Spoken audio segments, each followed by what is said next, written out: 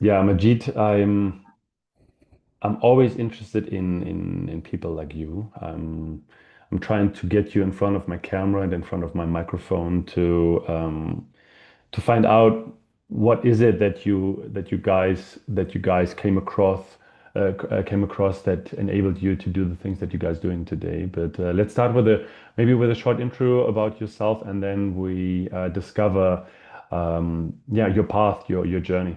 Yeah, yeah, that's great. So I'm Majid. At the moment, I'm an assistant professor at TU Munich. Before that, I was a postdoc at Max Planck Institute in Tübingen, actually. And yeah, I'm Iranian, so I did actually most of my studies in Iran, most of my degrees. Even PhD I did in Iran, which people are normally surprised when I say it, because now I'm a professor in Germany, right? But I did 1 year of my PhD as an intern at Max Planck Institute, so that was the connection.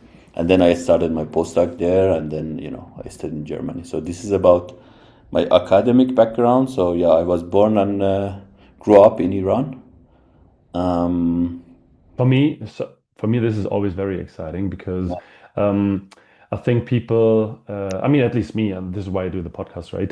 Very much interested in like how was it back then, and what was good, what was bad, and all the things that come to it. Because I think this is very far away from the things that we have been surrounded with. So please. yeah. So yeah, I was not.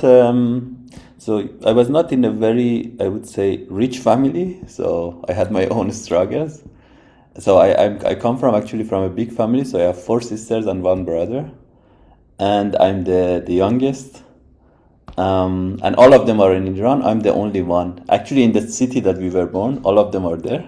I'm the only one outside of the country, actually.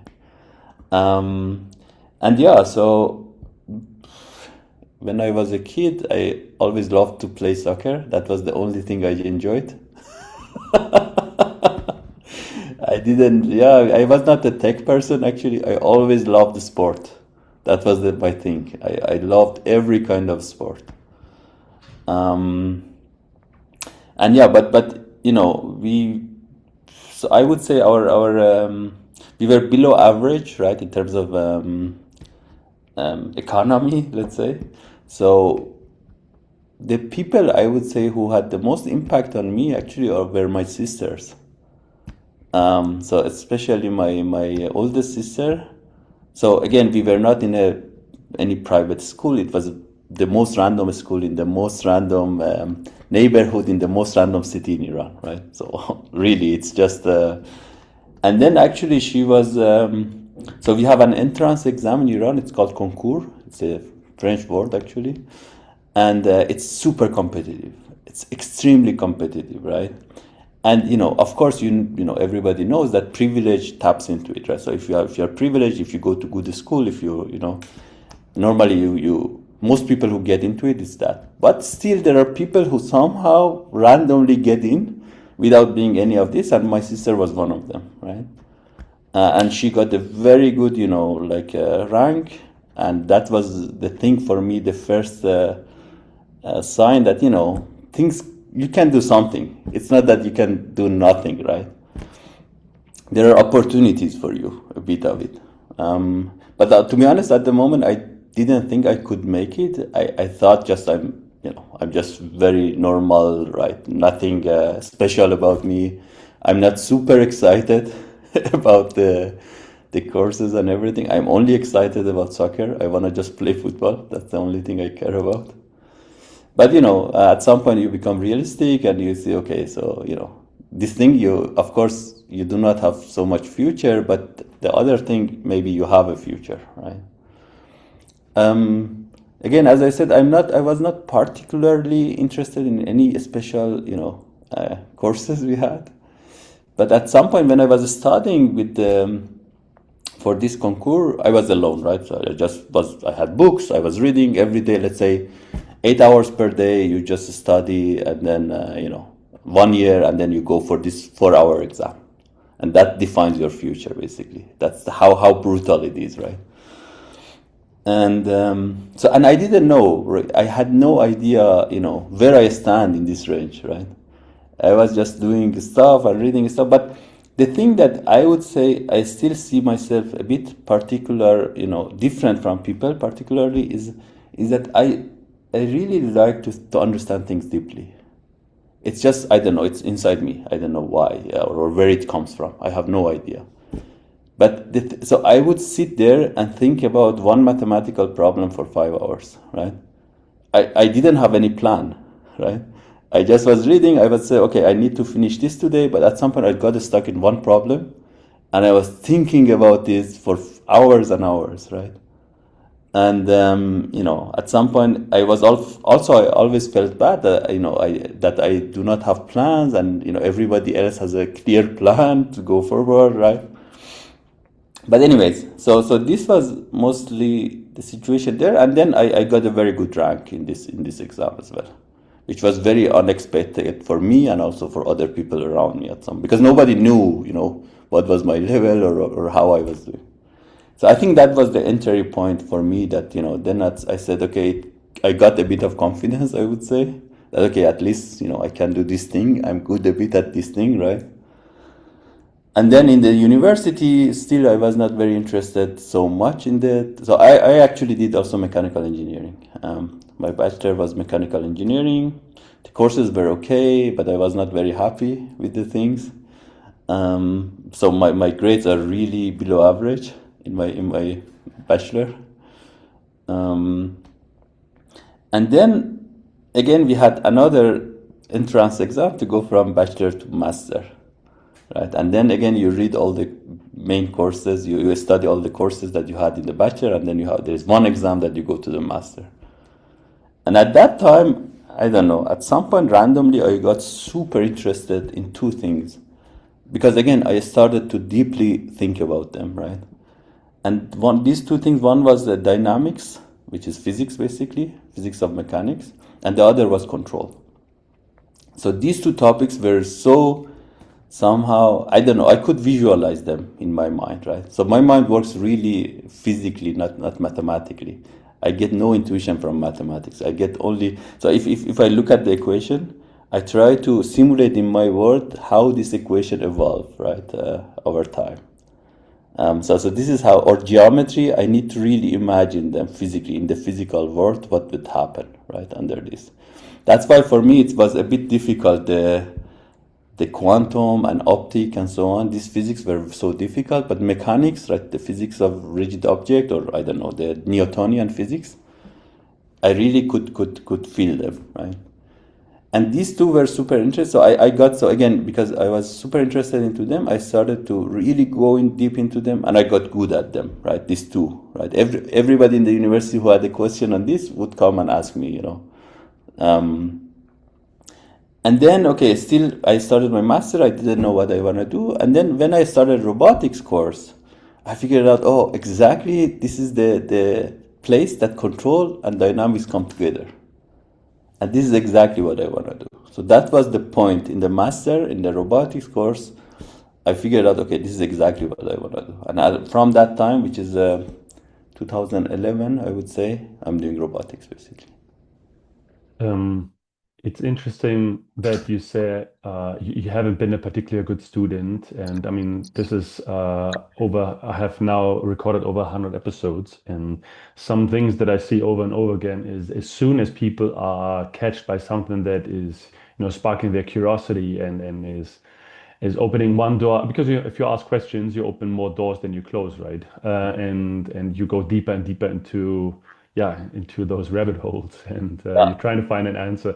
And by digging, like an onion, you're peeling up one layer of the other. You go deeper and deeper, and there's more and more questions coming up. And to answer one question, you need to answer other question first, exactly. right? And it is interesting that you were surprised by the results of the first being able to go to university, right? I'm going back a few steps Yeah, because now from an outside perspective, you understand very easily. Yeah, sure, you got good grades because you didn't just study to enter university. You were trying to get answers to your questions, exactly. and by answering a few of those questions along the way, you do need to understand a lot of things, right?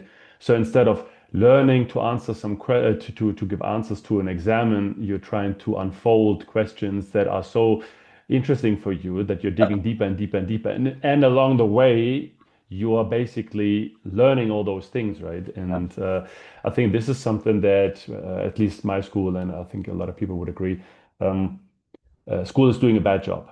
They're I doing a think, bad job in terms of you're not doing this to just to get good grades from me, right? You yeah, yeah, do this to understand how things are working, yeah. and But also anyways, I can understand that it's difficult thing for the school right now that I'm on the other side, right? Because every single to me it's this is a fact. Every single person has a different personality with different talent. So as one person in this big school trying to just satisfy the need of every single person in one classroom, it's impossible, right? This is where actually it becomes very difficult and tricky for me because I struggle in my teaching now, right? I really want to adhere to the needs of each student, right? I really do not want to go with a rigid structure, right? This is what I write here, and this is what you do, and this is the exam.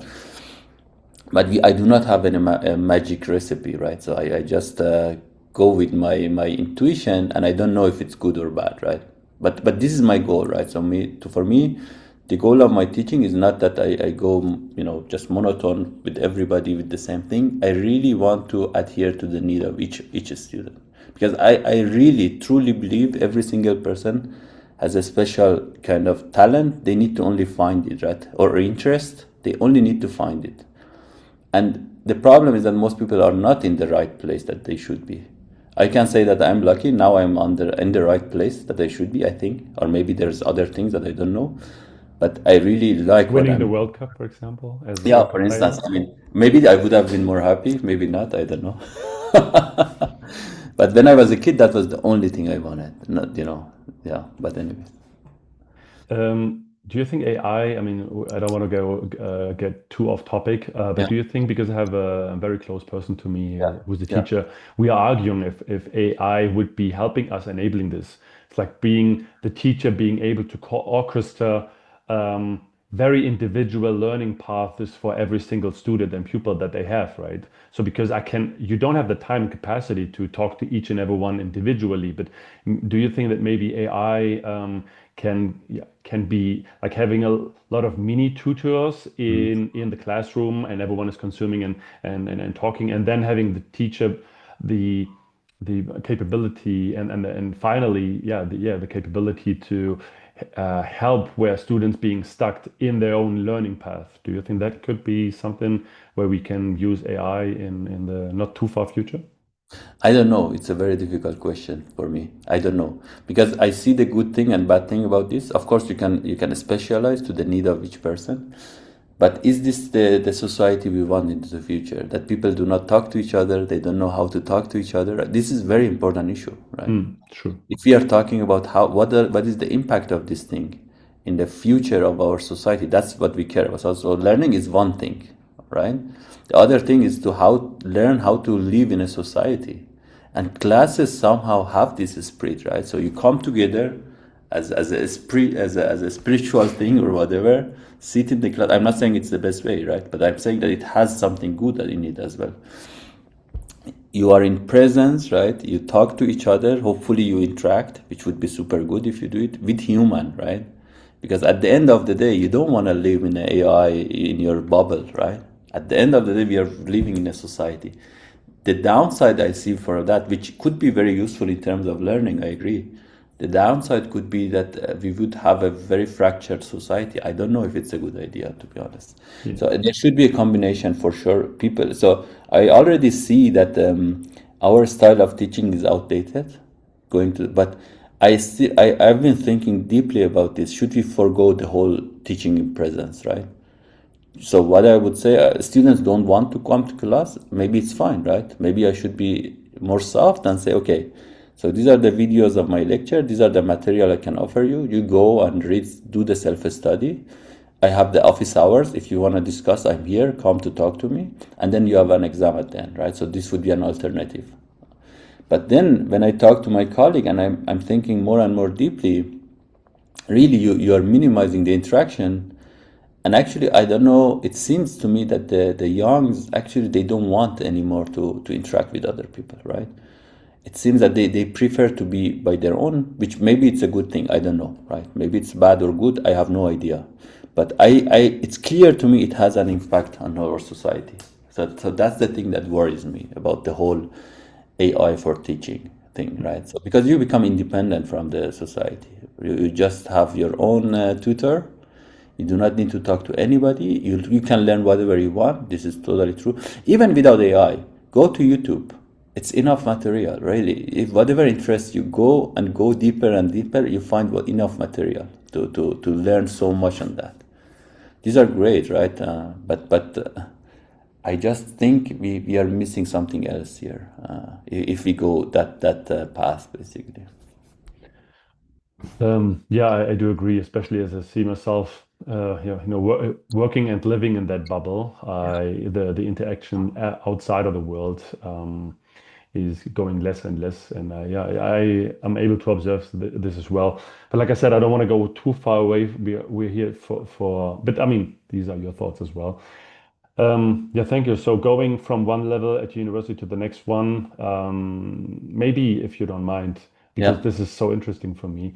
Um, University is also a bubble, right? Yeah. School and university is also a bubble. But how is that for you interacting with the outside world? As you said, you've been not very privileged uh, for the family on an economical level. But how is then still interacting with that world around you? Because as you said, your entire family still lives there, and now you live Yeah. somewhere else. But Yeah. during those years, how is that for you? Or were you so much immersed in this academia bubble that outside world, stopped existing for you? How was that? No, I think I was. It was just normal, right? Really nothing was special for me during the bachelor. But I was away from my hometown, so I went to the bigger cities to study, right? Because I had a good rank in this, and this was super important because I started really talking to the people who everybody had an interesting thing to tell you, right? Where I lived, nobody had anything interesting to tell me, right? It was just so random. The only interesting thing was again playing soccer. That's it. Nobody had anything to teach me, right? Mhm. And I don't know why nobody, because I have a lot of interest in reading books, but when I was a kid, also I was not exposed to that. I don't know why. I had so much free time. I never read books. I was watching just most random things on the TV or really the most random things, right? And it's something that is very interesting for me. That why because I know that if I started reading books, I would just go through it, right? That's something that I'm doing now, right? I read from everything from neuroscience, philosophy. I love it, just right. But at some point I didn't have also exposure to that when I was a kid. This is a key But point. I yeah. think I think this is a key point, right? Yeah, yeah. And when in the university, the nice thing is that I was exposed to a lot of interesting people actually, which were the other students, right? Some people were so much into politics. Some people were so much into, I don't know, cinema or movies. Some people to art. Really, it's very weird because when you go to engineering school, at least in Iran, the top ones, the only thing people don't do is engineering.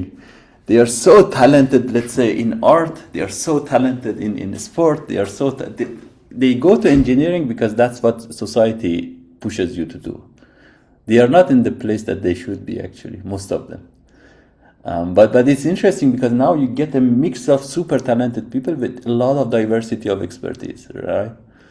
And this really expand your vision about everything. So this is the highlight from our university, especially bachelor, was that I just met so many interesting people, and I learned a lot of random things from them, right?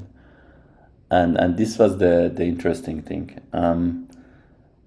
Yeah, so I would say that would be the highlight of my bachelor. My master, I got so much into I at some point figured out what I want to do, so I started really going deep in this kind of things.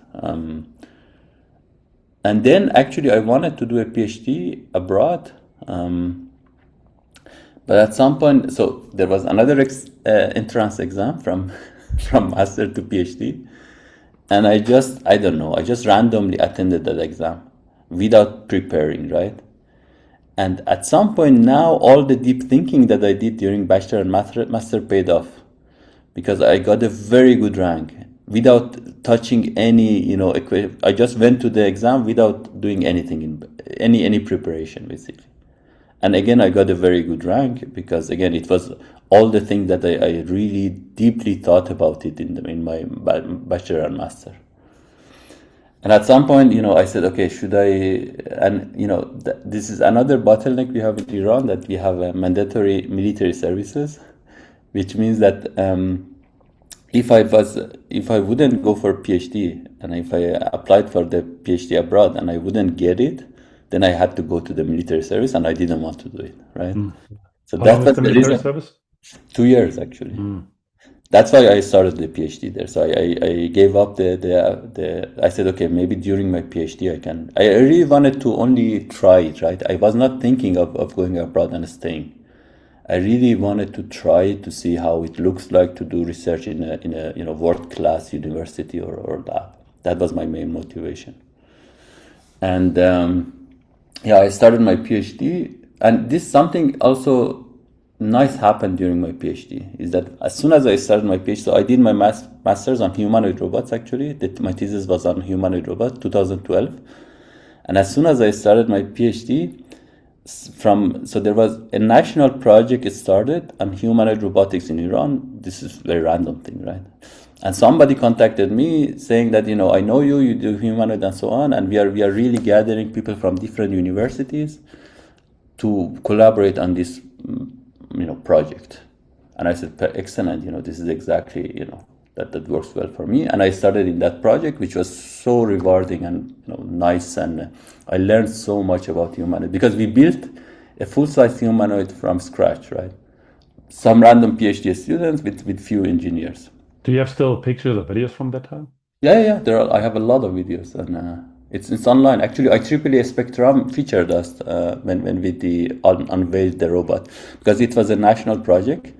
At the end of the project, it was 2015, we did a live demo, 10 minutes demo, in front of the, let's say, ministry and so on, right?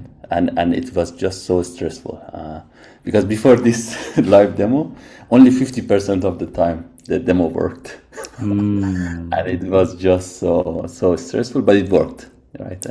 So we were so lucky, and it worked.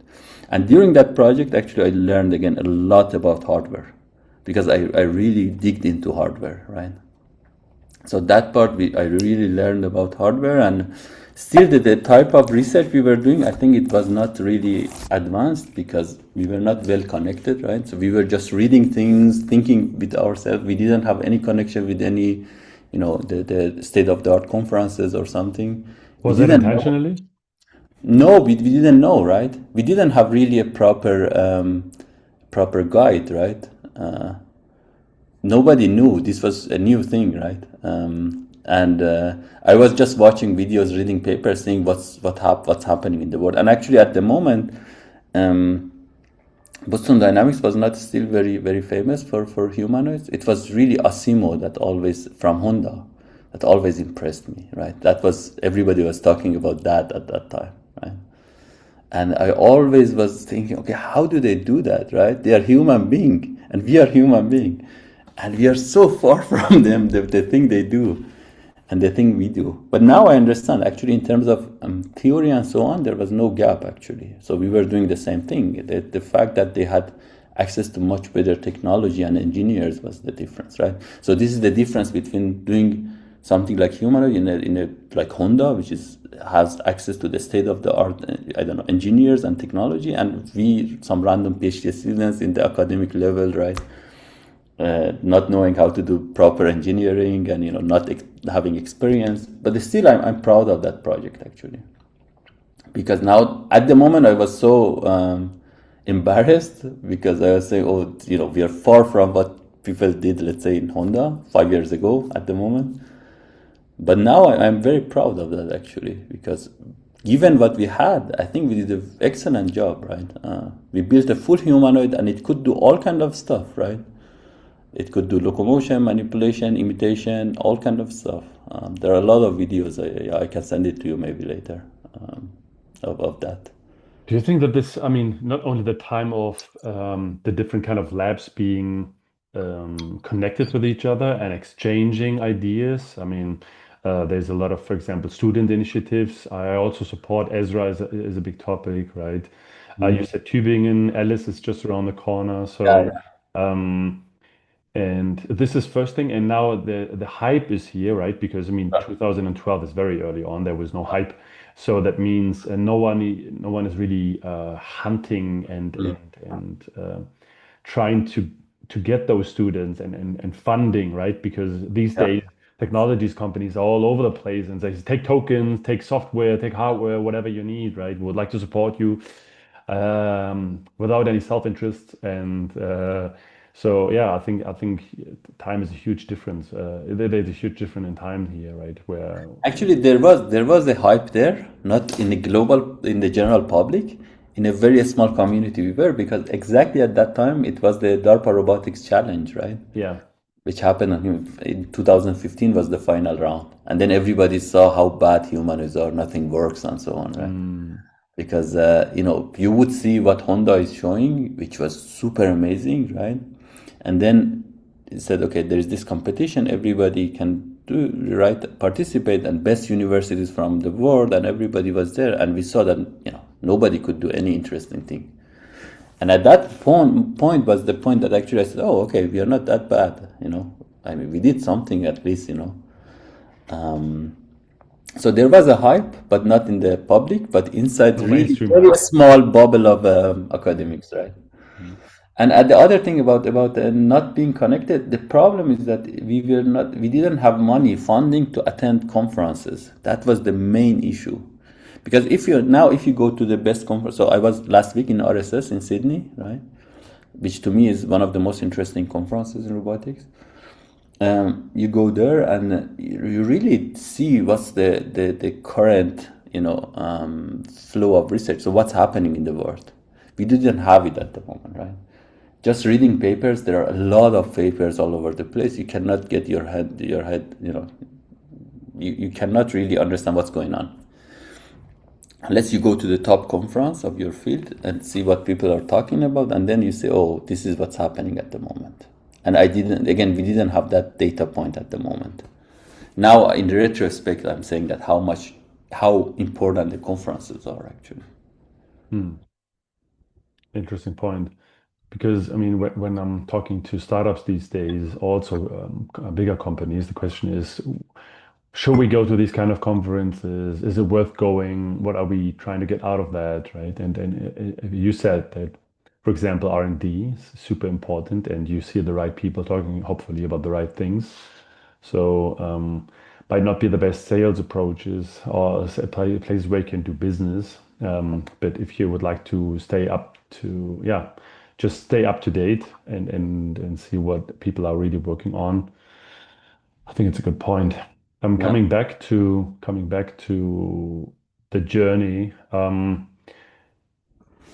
Interesting to say that there's a barrier you go through. There's a barrier you go through, but the way you went through those barriers were totally different, right? Working 1 year, 10 hours or 8 hours a day to get through that. And then, it gets harder and harder. And then here you are trying to enter a PhD level and then go there unprepared, right? yeah, yeah, Uh, Interesting. yeah, yeah.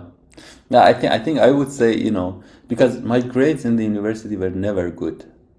It seemed to me always I'm doing something wrong, because I get stuck in something, focus on something, and I go deep in that, and I do not, solve 100 problems such that in the exam I can quickly solve, the problems, right? And that's why always my grades were so bad. But at some point, to me, where I am now is the result of that deep thinking. I didn't know at the moment, but now I can tell you for sure it's that, right? Because I have built the foundation, and this is something that actually, again, you are curious about something, you should really, when you go with curiosity and interest to do something, that's where you really learn, rather than just preparing for the exam, right? Again, I didn't know any of that at the moment. I can tell you now, but I can tell you, now that I'm here. Mostly, it's the result of that deep thinking, not trying to get the best grades in the. I mean, of course, it can make things easier if you have good grades, right? But that's not the only thing I would say. I would say you need to find what makes sense more for you at some point. To me, was deep thinking again, always, and even today, right? I One day I can get stuck on one random problem, and not doing anything during the day. I have to do a lot of things just thinking about that, right? Still it happens, but now I value it. I no longer am, thinking that's a bad thing and feel bad about it. I'm saying, okay, it's fine. I think that's what interests me. I think it's really worth it to go deep into it and understand something deeply. And I just do it. I go with the flow, because at some point that strategy, worked for me, and I'm going with that, right? Yeah. I mean, you were talking about confidence earlier on, Yeah. and you said, after going through that first exam, you knew at least, okay, I can do it, right? And as you said now, understanding the mechanics of things and understanding that digging deeper into one problem, this is how expertise being built, right? Going very deep for a very long period of time and not being distracted by all the other things that you could do. I mean, this is something I'm struggling with. Too many interests and not being able to focus on one thing too long. The something that's lingering in my mind. What is your sister doing these days? I mean, my older sister is a specialist, is a doctor. Yeah, they are all well educated, right? But the situation in Iran is not good at all. So that's the problem. But that country is just so rich. I'm so sad about the situation now, because so many talents, so many resources, and everything is wasted exactly the worst possible way, right? And that's such a pity. So that's one of my regrets all the time. But no, they are doing okay, right? I mean, the situation is not great there. People are not very happy, but they are successful people.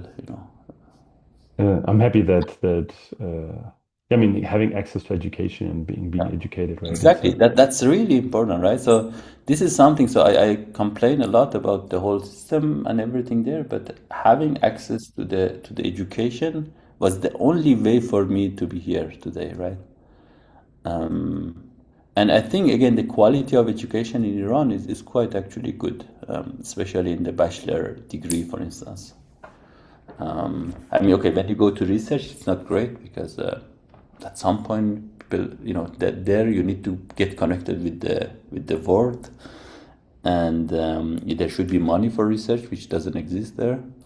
Again, there is a lot of money in that country, but it goes to Different random, things. random things. Um, Yeah, Maybe you can help me connect the dots and build the bridge. We went through the bachelor and master and also PhD. You said that thinking about, should I go somewhere else or should I stay here? And then you mentioned earlier on the podcast that you went for one year overseas, and you said Tübingen, yeah. which is just 20 minutes from here. Okay. Tell me about that time, and maybe that can lead us to what you guys are doing today. Yeah. So I think that was really good experience. It was not so pleasant, because again, the fact that I was not connected to the state of the world, art research in the world, backfired there exactly. I went there. I thought, okay, I've done 3 years of PhD on this topic. I know very well, and so on. Once I entered Max Planck, now again in retrospect, I feel like this was one of the best labs in the world at the moment, actually, on this topic. So they are so. I mean, everybody now is in the best places in the world in that. Again, I didn't know, right? I thought this is just one usual normal lab there, and it seems to me that I'm an outlier, because I'm not thinking the way. Because at the moment, this is, let's say, 2015. Everybody was talking about things that I didn't think about, which was, the thing that we are doing now, right? Machine learning and so on. So machine learning and robotics. And at the moment, it was not so advanced, these things, right? Nothing worked at the moment. So they were still playing with the pendulums and, simple systems. I was saying, okay, why are you doing this? It was so crazy to me that you make it, you invest on something, because my mind was much more pragmatic, right? Let's say you want to have a humanoid to walk or do something, you find the best way to do it. You are not thinking about building an intelligent system. Was not the way I thought about the problem. And actually, my supervisor there in Max Planck, Ludovic Righetti, he's now a professor at NYU. He actually changed my mindset a lot there, because it was so pragmatic, my mind, that I just wanted to solve this task. That's how I think about it. And he, told me that no, in research we should think about it more broadly, right? We want to solve a general problem. Don't focus so much on one task. He pushed me. Actually, we had a lot of heated discussions, but he pushed me and convinced me that I should work a lot on optimization.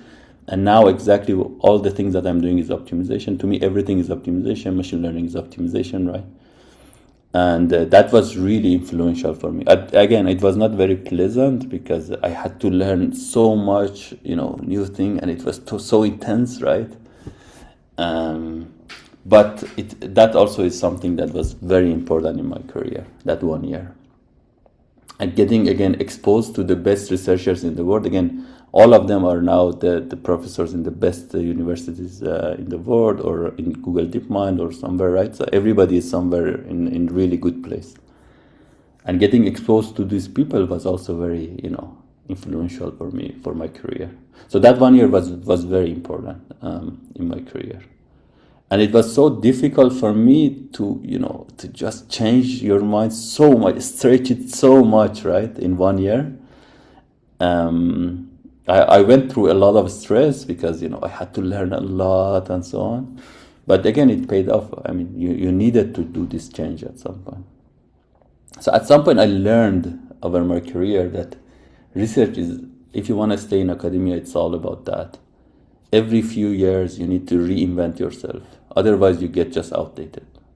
If you cannot reinvent yourself, which is so difficult thing, right? It's one of the most difficult thing. You get outdated. So you cannot feel comfortable. You shouldn't feel comfortable. You should always say that you're behind and you need to catch up with what's happening. Uh, um, I think this is not only valid for academia, to be Yeah. honest. I see this here on a daily basis, myself struggling with a lot of things. And I do, I think I'm also old enough to understand that this is part of it, right? I had so many different kind of jobs, and people always, are you not afraid? And when you do a lot of these jumps going from one profession to the next one, and you need to introduce yourself, you do need to learn a lot to be able to catch up with everyone and speak on eye level. Then it becomes normal that this is okay. So a new position, new start, you need to learn everything. But on a personal level, I do still these days struggle with this, what you just said, right? It's very stressful to convince your mind that the way you think about things. I mean, this is one of the reasons why I have this podcast to, open up my horizon and yeah, in my daily life, I do see people struggling with staying away from these kind of conversations, staying away from this kind of uncomfortable. Yeah. But what I really admire when you say that I understand this, that Mm, this is part of this, right? And you do also need to reinvent yourself on a personal level, right? To adjust on the things that are changing. mm, But yeah, I mean, I can bubble about this for a long period of time. And I do need to reach out after you, after the podcast, because obviously you are so well connected that I need a few interest of people who are still ignoring me. So say, but coming back to this, um, awesome that you understood that this is something that you do need to work on, because especially in academia or in these kind of fields, people are very much ego driven. So yes. saying away like, I don't know it, and instead of forcing them to accept my way, or instead of being stubborn and then just going down, following this path that I started, I do need to actually change path, right? There's a new way of thinking I haven't thought about, and I don't want to talk, because then the expertise that I built up becomes, no, it's gone now because you start somewhere else and you need to build up this expertise. Um, You went I think back? it's not necessarily ego. It's mostly comfort. I think it's No, difficult. it's also ego because you're an expert in Yes, something, ego. and Yeah, then you yeah, come into a new environment and you're not an expert anymore, right? yeah, So, exactly. But it's uncomfortable, right? So at some point, it's always comfortable to stay to what you're doing. You got very good at it, right? You can do it entire life, and you do not reinvent yourself, and perfect, right? But if you want to stay always in the niche area, you need to do that, right? So it's a price to pay, especially people when you get tenured in the professorship. You can say, okay, I have a very safe job. I can just do whatever interests me. But at some point, you get disconnected from the world, right? So I think it's not the right way because you get fully disconnected. mm, People are doing something else. You still are talking about the thing that you were talking about 20 years ago. Of course, that's not the state of the art anymore. mm. So every single year, new things come from different fields, and if you want to stay in the forefront, you need to reinvent yourself, and it's uncomfortable. It's always uncomfortable, even if you have done it 10 times. The 11th time again is uncomfortable Mm. and difficult. Yeah, I always try to have this kind of podcast with a lot of personal or business learning. So I think there was both things Mhm. here. Going back, how is that for you? Did you understood that, okay, apparently to stay here in this kind of environment where you get exchange from the best minds in the world, I cannot stay in Iran. I do need to go somewhere else. No, actually, when I went back, I said, okay, this was too difficult. I cannot do it again.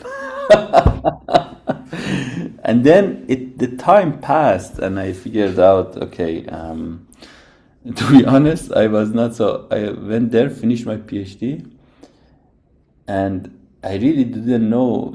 It was not also easy to get a job there. That was another thing for me, and so this is also another personal thing. My girlfriend at the time, who is my wife now, she also wanted to go to somewhere abroad, right? And she was also a motivation for me to come back to Germany, let's say. I might have stayed there actually because it was easier for me at the moment.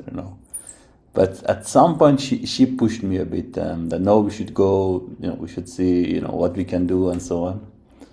And that was another reason. And again, the other reason was the same mentor I had in my internship in Max Planck offered me a postdoc, and I said, okay, so yeah, I want to work with him, right? Okay, now at least I know a bit, this is the style, and I don't need to reinvent myself again fully. So that's why mostly I started the same thing, right? So again, if you look very closely, I didn't go so much out of my comfort zone. Because it was just so difficult. I said, okay, I don't want to do it again. I'm not ready to do it again. But then I started there. Then I think things started to working. Then I learned the lesson that that's the price to pay. If you don't want to pay it, it's fine, right? You can land on a normal job. It's not very exciting. But if you want to stay always doing exciting things, this is the price to pay. So somehow this is the lesson I learned. How did then things led to where you are today? Yeah, at the moment, again, I was not thinking so much about what I want to do after that. I was, again, there were some interesting problems I was working on. I had very interesting colleagues that, we worked a lot together. So I worked a lot on hardware again. At the moment, there were not so many hardware available for quadrupeds and legged robots. So we built our own, which was super interesting because we built an open source hardware for locomotion. And that was super rewarding as well. I learned, I worked with many different robots, many different people, and at some point you don't notice it, but you learn a lot. And at some point only you notice that when you look back, oh, I actually, compared to 3 years ago, I'm a different person in terms of academic. academic value, or not value, maybe the level. So it was very nice. So I stayed there actually for 5 years, and at some point I started applying for positions, for group leader professorship positions. That's also a long story. It was very difficult, but I was going to France actually. I had a permanent research position in Paris. I was going there, but at the same time I got a position at TUM. I said, okay, no, I prefer to stay in Germany. And 2023 I started here actually. I mean, among all the places that I mean, these days labs are much more present in in the how do you say this in English? Much more present in the way it being perceived or being looked at or being visible at all, especially through social media, right? Yeah, There's people and there's initiatives, and it's nice to get to see what these guys and yeah, people like you or your labs are, working on, building on. What are the results of that? And not only like being very close to what is happening today yeah, versus being in that labs, and then at some point in time it will be published, and then at some point in time it will be applied to the real world, and then the majority of people will see it. Versus if you're interested, you just need to log in, you just need to find a few labs, and then you can just see what these people are posting about, right? Instead of going to the conferences and then having the money. So I think these days the access to this kind of yeah, yeah, yeah, results are also, yeah, R&D is much closer to as yeah. it has been. But also there are a lot of noise to me. There Sure. are a lot of noise, which is distracting for people, sometimes for me as well. Uh, but yeah, I think it's very nice, but again, it's too much resources at some point, and most of them are noise, so it's very difficult to find your way in this. That's why many students and PhDs are very confused, which totally makes total sense to me. Even people in industry, to me, they are confused because there are a lot of things coming out. They don't know what works, what doesn't work, what's real, what's just the hype. Um, so I think it's a difficult time also to navigate your way, right? While it's nice that you have access to a lot of things. But I mean, your way has always been being led by curiosity, right? Yeah, So yeah. For me, it's and I'm focus. fine with this. To be honest, I'm not affected so much by this. But I see that how much people are getting stressed and confused about the situation. To me, again, there are too much noise. I think there are a lot of hypes, a lot of things. Still, I get surprised sometimes, right? I think about something and then actually something works that I didn't think it works actually that fast. That happens. I should say that. But the whole trajectory is quite, for me, I'm not saying I know everything, but it's quite clear to me. It's not that there is a magic here and this magic will solve everything. No, look at the past. There were several components that really tapped into where we are now, and still there are several breakthrough required until we have these things working. Yeah. But do you think this is because people are not led by their curiosity? Because if you as I mentioned just a few seconds ago, if you open up social media and you're trying to get an overview and you think, this is about to happen, I want to be part of this, right? Jumping on that train, and then there's another one passing by that is publishing and demoing some other stuff, and I would like to be part of that because I would like to be part of the hype, versus noise, noise, noise, noise. Oh, this is interesting me. I go deeper this and I follow this. So this helps you to go through that noise because you're not distracted by the hype that is happening versus what is it that is interesting me, right? Mm-hmm. Yeah, I mean yeah. So at some point you need to think deeply again. That's the to me, think deeply. Okay, what's the goal? Not be distracted with most of the noise, which is a very difficult thing because there are too much noise. But I think still you need to. Yeah, okay, interest is important, but keeping your sanity is also important. You can stay in your bubble and do not, go out of that and then get outdated. So this is a very big danger to me. I would like to not be there, right? But at the same time, it's very important to not be distracted so fast, right? So finding this balance is very difficult. I cannot explain how I do it, right? I have no, and I don't know if I'm correct or not, right? Really, I don't know. But I feel like, you need to really try to find that fine line to make a balance. Sometimes you need to really change. So figuring out what's the point that you need to throw away whatever you have and start a new thing, I don't know how you can reach it. Maybe mostly by thinking, trying to revisit all the time your thinking, to keep checking that if you're sane still, do a lot of sanity checks. But the thing, for instance, is that people are showing a lot of demos nowadays. I'm not very interested in that, for instance. Demos are fine, right? But there is a point to the demo. I know what's the percentage of this thing. These are cherry picked, right? I know it for a fact, right? Because I do not believe that there is a magic sauce. So this, I do not believe in it. There's no magic sauce. I do not think anybody has a magic sauce. We are at some level now. I know where that level is, right? And I think there are breakthroughs required to get to the next level. And nobody has magic sauce. So if somebody comes and tell me, oh, I have this beautiful demo that I solved the problem, I say, okay, I don't believe that, right? It's as easy as that.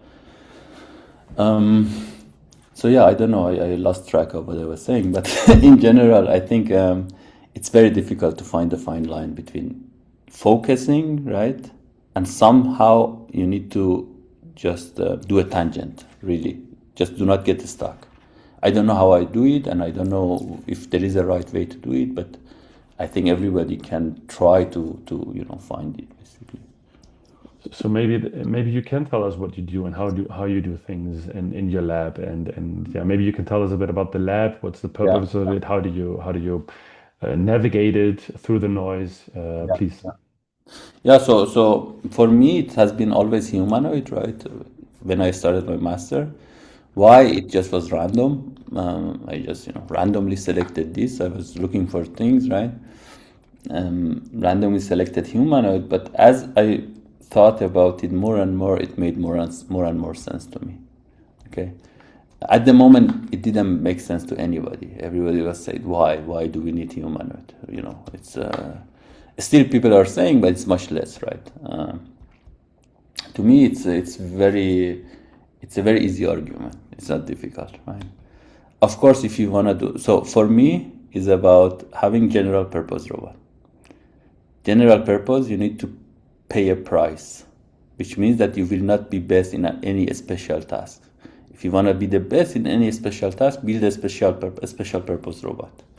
I do not care about that. I care about general purpose robot. Why? Because I want to have a robot that today cleans my office, tomorrow, do something else, tomorrow do something else, right? So I think for that, you need to have a general purpose robot. I'm not saying the humanoids are the best, but they are the most practical, morphology. 2 reasons. First of all, one of the main problems of robotic is that we do not know how to generate motions, right? And human has done all of those motions, so we can simply retarget those motions, right? This solves a lot of our problems. This is the first thing. So this similarity between morphology helps us in that sense. And the second thing is that, which is the more easy one, is that, we built everything for human morphology. So humanoid makes most sense. So these are easy to me. I do not need to argue with anybody. Oh, is humanoid the right morphology? Okay, so this I closed in my mind for a long time. I revisit it, but even if it's not practical, I'm fine, right? It's just curious. I'm curious, right? Can we build a system that is in the level of human? That's my problem, right? Again, I do not want to copy what human does in terms of functionality. Can we have something that has the functionality of human, which means that it can do basically the thing that we can do? So this is the research question. And I think this is a big research question. Maybe my whole career will be, spending time on this. It's not gonna be solved very soon. So this is how I navigate in terms of what I wanna do in terms of research, right? So I think the humanoid is the holy grail of robotics. That's it, for me. Maybe others don't believe in that, but for me it's that. Right? So I don't need to think about, do I want to do this? Should I? No, it's clear, right? This is about that, about the methodology. Again, whatever works, I'm not committed to anything, right? So I want to reproduce this system. If first principle works, let's do only first principle. If pure machine learning works, let's do pure machine learning. It doesn't matter to me, right? And along the way, we learn a lot of things, right? So that's the thing. And you get better and better at understanding what's the best way of doing this. You see really the problem of each approach. And you start thinking that, okay, it seems that all of these are required, right? And then you a bit diversify your research. You do not commit to one thing, but you cannot at the same time do everything, right? So there are certain things that make sense to you. You start with that, but every year or every 2 years you revisit. Okay, am I still sane or no? I'm going insane, right? And then you basically adapt. But for instance, last month I was checking the proposal I wrote when I came to TUM 3 years ago for the next 3 years. And while a lot of things happened, actually in the past 3 years we exactly did that and we achieved that, and still it's valid, right? So it's not that you need to change so much. Okay, a bit of things changed, right? For instance, language models became so well. This is something that changed a bit. But the fundamental didn't change. It's exactly what we did. Some things facilitated that, like diffusion models became super powerful. Something that we injected to our research. But the core idea remained the same. So we need planning, we need learning, we need adaptation. The three modules that we need. And this is exactly what we did. And now actually we have our humanoid doing exactly the thing that I envisioned at the moment. There was not so much difference. So now I'm thinking about what's the thing we want to do in the next 3 years. And this is the strategy. To me, we've made so much good progress on the local manipulation. Now I'm moving, so it seems that we can do very good with rigid objects. Now I'm going towards, so the last piece that is missing, hand and deformable objects and liquids and this kind of thing. I think this is the missing piece in the humanoid thing. This is one thing in terms of that. And the big problem that will stay here forever, I don't know until when, is the safety problem. So these are the two topics for me for humanoid that still is a bottleneck. It needs breakthrough. How to solve it, right? So these are the keys that are. So locomotion, we understand this very well nowadays. I don't think there's any more research required for that. Manipulation,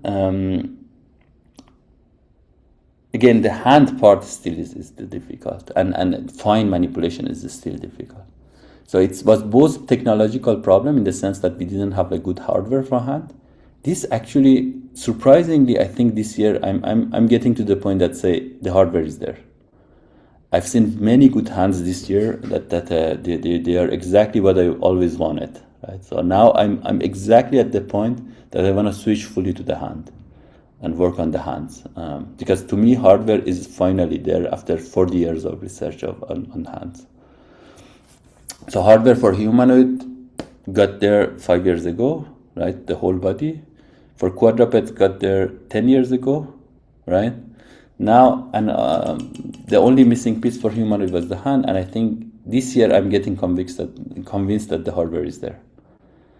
So the hardware is there. Still, we need to be able to use the hand to manipulate all sort of stuff, which is, deformable objects, complex objects, and so on. And that's the missing point, which is a very difficult problem, again, of the intelligence. So to me, for me, the pinnacle of intelligence for human is hand. So hand is the most important part of our intelligence. Because if you look, as soon as we started having hands, we started to doing tool use, and we started to do planning, and we started to get better and better at planning. And then now we are planning ahead for years and years. While animals, they cannot do it. So our brain and everything, to me, right, this is my hypothesis, is evolved around hand. So hand is the most interesting part of the human body. And now for the humanoid robot. I mean, there's as I'm talking to startups very often, there's a few companies I work together with already. There's some people just published, and you can see, in those conferences and those summits and those places, as you said, there's more and more hardware outcoming, right? And startups trying to solve this, trying to solve manipulation. I think I can think of at least, and I think just on this podcast, I had at least, I don't know, 3 or 4 or 5 people working on that topic, right? And some of them raised money just recently. And I mean, I worked together with Mimic, right? Perception just raised their round. I had a call with someone from Kyber Labs Yeah, a couple of weeks ago. So there's a lot of people working on I'm this. working with Kyber Labs actually. Hmm. Yeah, we have a project together. And so yeah, I mean, interesting to see that everyone is trying to focus on that. A couple of weeks ago, I was at Makina, and the night before I had a founders dinner, and Rob Knight was sitting right next to me. He's part of Yuma at the moment. Okay. He's in hands for a Mm. very long period of Yeah, yeah, time, and yeah, I mean, I'm curious to see what comes out of your lab, right? As we're coming towards the end of the podcast, maybe you can tell me what you think would be valuable for people to know about your work and your lab and what you guys are trying to do today.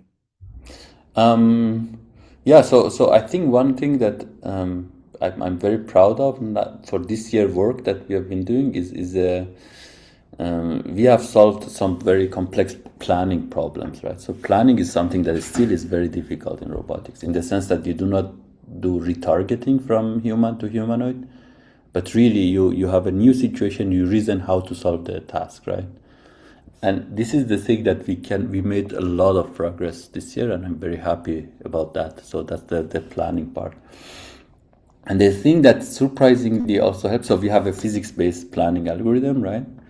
The thing that surprisingly helped is the new trend, and people call it science discovery kind of thing. So like AlphaFold and this kind of thing. So what you do is that you have a language model that works through an evolutionary tree search, and then basically you connect it to your let's say agent. So our agent here is an optimization problem that does the planning, and then you can really, this language part helps you a lot to quickly find the solution, in the sense that, let's say you say, I want to clean this room, then there is a proposal from this evolutionary research on the language model.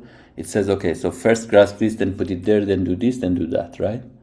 And you have an agent, which is again physics with physics. It just can try that and say, oh, this part I failed. I give feedback to this search on the language, and now it gives you another proposal, right? And then with few iterations, you can really solve the task that if you wanted to just search without the language input, it would take years to search over it, right? So this is, to me, is a big thing that again, this year we have a paper that we just submitted. I'm quite proud of that, actually. So planning to me is the key problem that still we don't know how to solve it, but we are getting there, actually. Surprisingly, I didn't expect it. I thought it's just so difficult problem. So by planning, I mean this: you are in a new situation, right? You need to solve a new task, right? So it's different from all the machine learning problems that you have data. You have no data about this. And you need to solve a task, which means that you need to online reason about the environment, find a sequence of actions that work, right? In a order of seconds, not that you have 1 day to think about it, right? And I thought this is a very difficult problem. We may not be do it this decade, but to me, it's we are getting there, and this is so surprising for me, and I'm very happy with it. The other thing we are doing, and this I think we are far from solving it, is the safety problem, because it's such a difficult problem. So let's say you learn you have a robot that learned to do a lot of things, right? Still, the robot needs to see what happens if it goes out of distribution of the training data. So this is what hindered the use of self-driving car for the past 10 years, right? So 10 years ago, I remember, again, I was at Max Planck, we were on a lunch table. Everybody was saying, okay, self-driving cars are here. So, they're going to be here next year in the streets. 10 years after, we still don't see them. The key are the corner cases out of distribution. And just by adding more and more data, you cannot solve it. Maybe if at some point you can, because the world is not static, the world changes as well. You need, again, more data. So you need to continually being able to adapt to the situation. And this is a very, very difficult problem. So now going from self-driving car to humanoid, the problem is at least orders of magnitude more difficult. And this is the problem that will be the bottleneck for humanoid. So if you want to really have it working in your daily lives, having the humanoid in your daily life, safety will be the key issue.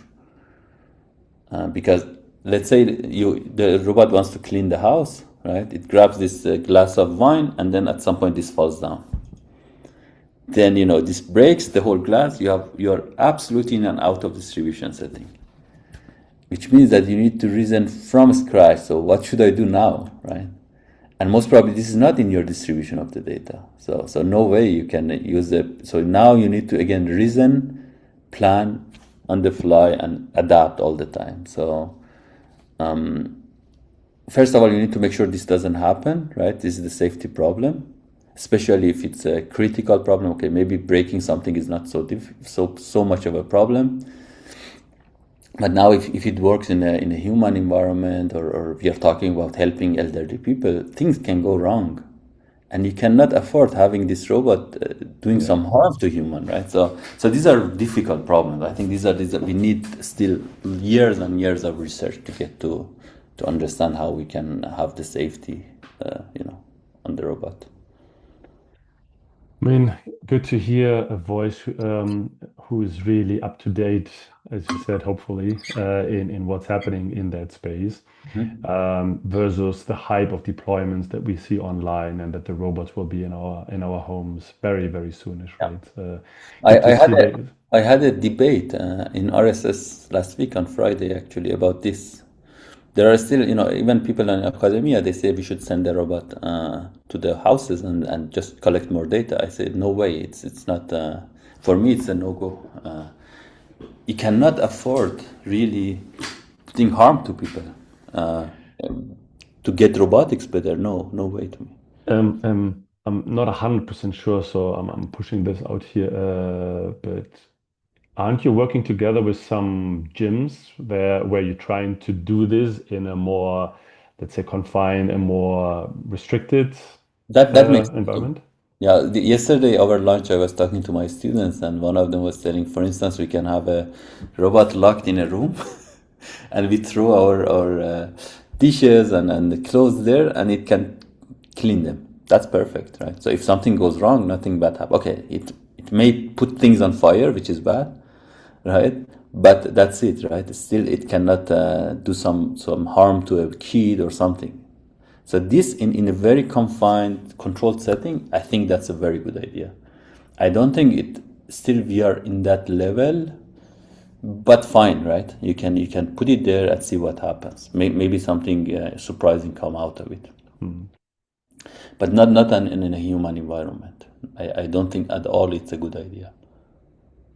I mean, some companies are, using teleop to bridge that, to collect that kind of data that is necessary to make them work. I mean, this is one of the ideas they have, right? To bridge that by using humans in that loop. I think we can continue this conversation for a longer period of time. I'm looking forward to visit you guys in Munich. I'm there very regularly, and I'm very happy that you said yes to our little conversation. and stuck with me because it took a while for both of us to be available at Yeah, the same time. And yeah, I'm looking forward to see more out of your lab. I think you're just still at the beginning, as you said, yeah, right? 3 years looking and reviewing what you have planned, and now planning the next cycle. Thank you so much for taking us with you and sharing those insights. And like I said, I'm looking forward to show more I mean, if you let me, to have a absolutely. visit at the lab. And thank you so much, Majid. Yeah, my pleasure. It was nice talking to you. One thing, Uh, the what I'm trying to get out of the podcast is always, I mean, this is very cliche, and I think I'm repeating myself here over the course of the episodes, is everyone needs to make his own mistakes and learnings. But if you yeah, could go back in time and tell yourself a few things, right? What would that be? Because this is an educational podcast for myself. Yeah, maybe I can learn a bit from you, from your mistakes and your struggles. yeah. I think I would tell myself, you're doing right. Just continue, right? The curiosity is the most important, the valuable thing, and you have it, and you shouldn't feel bad that you're not getting, good grades or whatever. That's exactly you are doing the right way, actually. Because I always felt bad, I'm not doing it in the right way, and things are not, and I'm yeah, put more confidence on myself, my past self, right? I always said I felt bad about what I was doing. Maybe that's a driving force to get better, right? You don't know how bad it, but maybe that much of pressure on yourself is not necessary. Hmm. Yeah, Yeah, I think this is definitely a good advice. I think we all worry too much and exactly. should enjoy ourselves a little bit It doesn't more. matter at the end, right? At the end of the day, it doesn't matter. Okay. Yeah, No, this is good. Thank you so much for this. yeah, I no really problem. appreciate it because it's very personal, and Yeah. I do know not everyone feels comfortable with that. So thank you so much. Great. Yeah, thank you. Take care. Bye bye. Bye.